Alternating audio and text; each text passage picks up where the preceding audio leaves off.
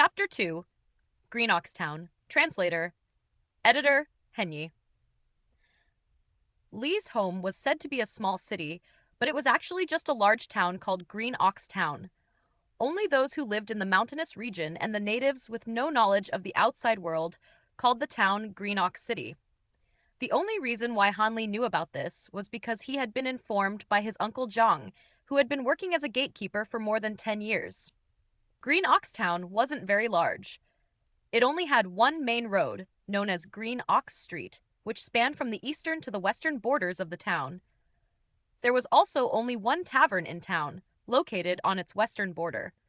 For any traveling merchant that didn't want to sleep outdoors, this tavern was the only solution.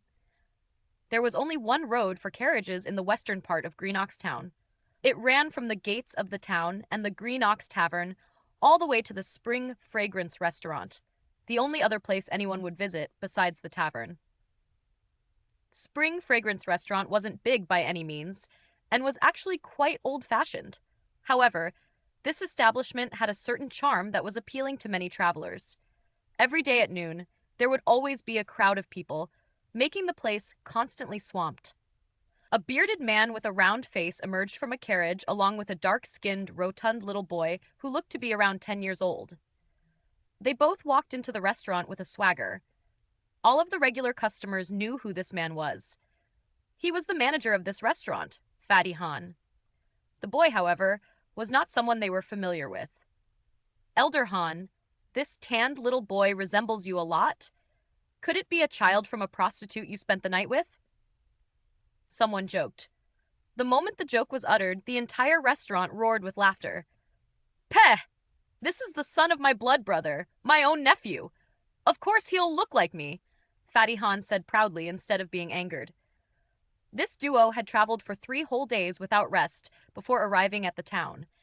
They were Han Li and his third uncle, who was known as Fatty Han by the townspeople. Fatty Han greeted a few regulars before bringing Han Li to the back of the restaurant and entered a remote courtyard.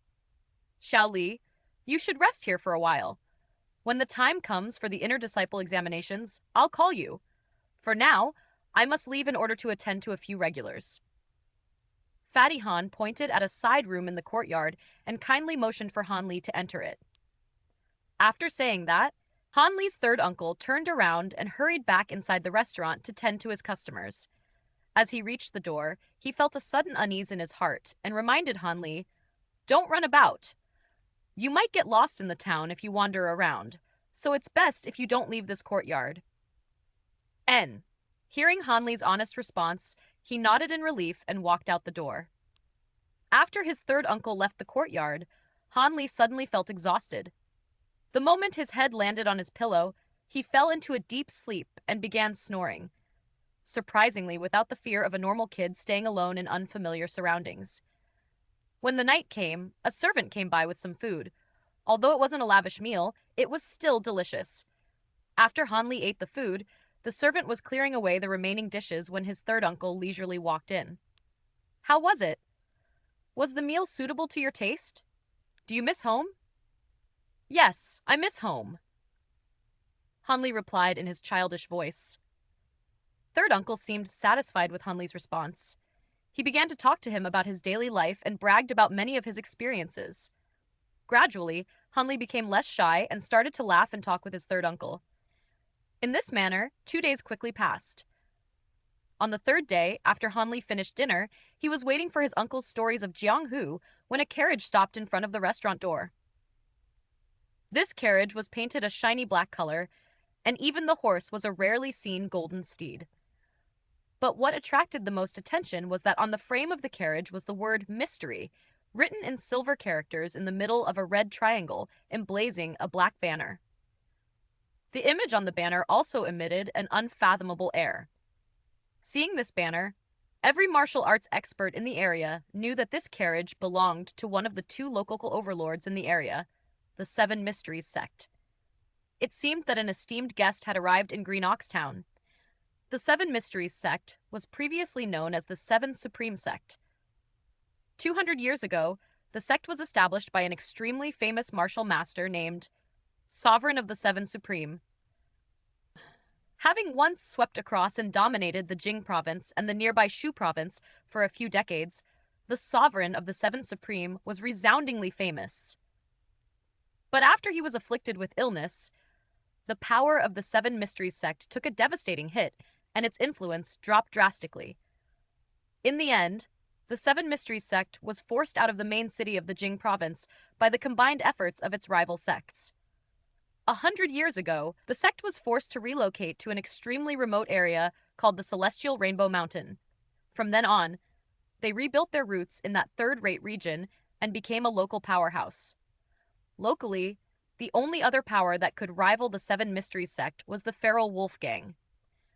The Feral Wolf Gang was originally a gang of horse-mounted bandits from the Jing province that had no qualms about burning, killing, looting, and pillaging.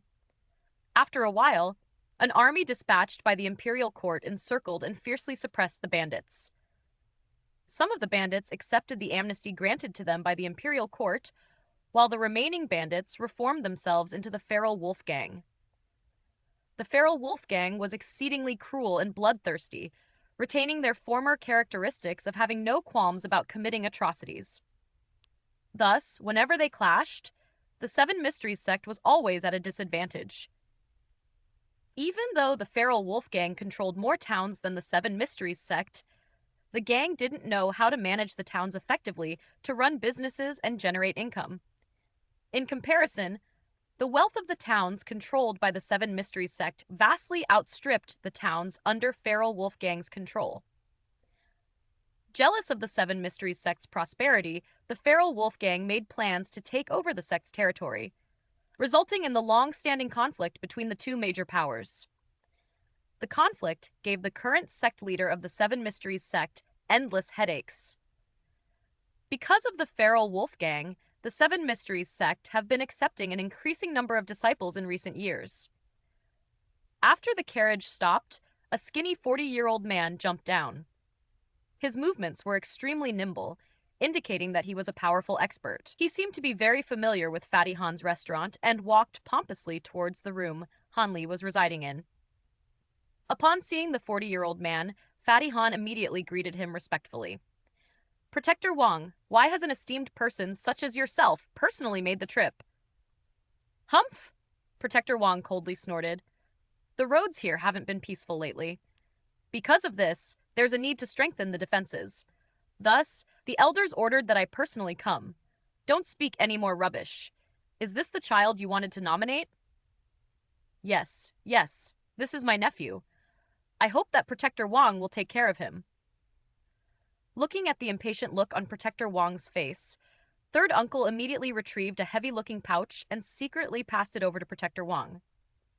After he assessed the weight of the pouch, Protector Wang's impatient demeanor visibly relaxed.